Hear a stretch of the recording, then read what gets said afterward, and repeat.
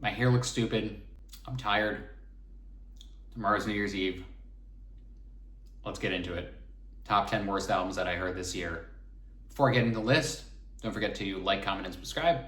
I listened to 73 albums this year, which is about average. Number 10, Chance the Rapper with Starline, which was his insanely highly anticipated follow-up to 2019's The Big Day, which was just one of the biggest wrecks that a rapper has ever put out.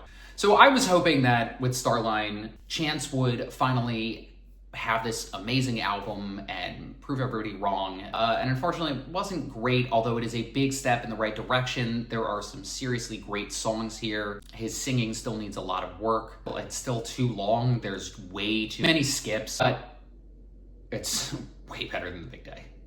Number 9, OK Go and the Adjacent Possible. OK Go is a band that I used to love. I like their new wavy stuff. I've loved all their music videos that are very zany and incredibly, insanely creative. That being said, I didn't really think any of this music was creative. There wasn't a single song on here that I thought was that interesting.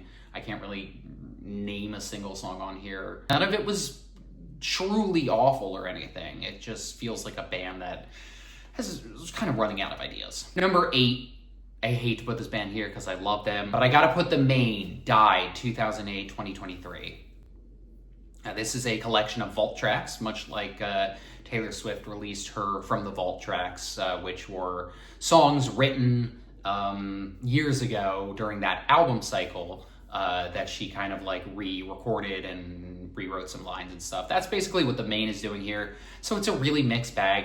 I also think the vocals are pretty weak on a lot of these songs, like Two Flowers and Get It Back. I think a lot of these songs are kind of generic. Don't Like the Match was a banger, but I don't really go back to any of these other songs. Number 7, Garbage with Let All That We Imagine Be the Light. Number 6, I had to go with Cardi with Music. A lot of people were anticipating this one as well because Cardi kept saying I Am Music is coming, and then he finally dropped it back in the spring of this year. And I don't know, man. It's a lot of yelling. It's really aggressive. The recording in songs like Pop Out is just heinous. It hurts my ears to listen to. No, it's just not good music. This is just not a good album. It's 30 songs long. And there might be maybe 5 or 6 pretty decent songs on here. Cocaine Nose was one that I kept bumping over and over again. Whole hype stuff with Swamp Izzo screaming on all these tracks. The crazy shit that is Pop Out. The first tracks just starts with this horrible synth sound that is absolutely overblown. This was just a mess of an album. I listened to it enough times that Spotify put it on my most of list. I think Playboi Carti made my 4th most played artist, which I was not a fan of. But it's because it was 30 songs long, and I think I listened to this album maybe 3 times to figure out how I felt about it. Number 5, Mumford & Sons, Rushmere. I can't really say a whole lot about this because it was just boring. It's just very, very boring. Yeah. Number 4, had to go with the Carter 6. Some of these songs were so bad that they're funny. Island Holiday was hilarious. Sip Sip, and you're out at holiday with Lil Wayne's insane auto-tune attempting this Weezer interpolation. His son, one son do a really generic song about a Ferrari, another son doing some of the worst auto-tune warbling you've ever heard. That MGK song, Ave Maria. There are just so many bizarre, terrible choices. The song with Bono, The Days. There's that terrible line about having you're being so high that you have your eyes look like you are, and then he says some racist ass Asian name, which I thought we were kind of leaving back in the early 2000s, but I guess we're still doing that apparently. It's just lame. This whole thing is lame. Number 3, Play, Ed Sheeran. No stranger to my worst of lists. I thought his inclusion of Indian music was just kind of annoying. Azizam, I thought, was a pretty fun single.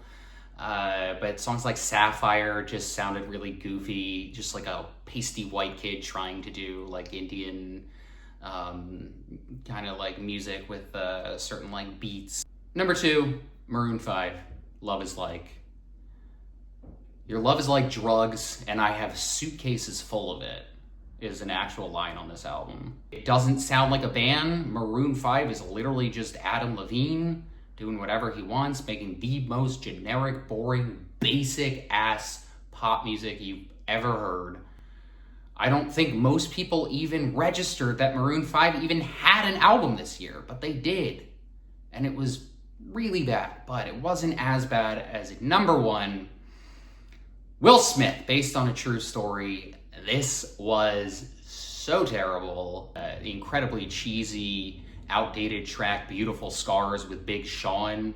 The intro where he has to mention, better keep my wife's name out of your mouth, like it's a joke, like he doesn't have these big pressing issues, like he doesn't need to go to therapy instead of making a shitty album. His cadences on here are horrendous. He does this weird thing where he's like, "You looking for me? I don't know that because I'm on your TV, and then I'm on your IG." IG? Who the fuck says IG, bro? First Love. He has this really terrible song with this Spanish guitar, and then he immediately goes into, "I want that first love. I want them first hugs. I want them first kisses. I want them first grubs. I want them first bugs. I want them first..." Stop, dude. Stop. None of that is good. None of what you're doing is good. None of anything that Will Smith is doing on here is good or entertaining or of any kind of value. It's just cringy. It's cringy. It's Cringe the album. Unk is being super cringe. No cap. This album sucks ass, and I never want to think about it again. And I don't have to, because this video is over.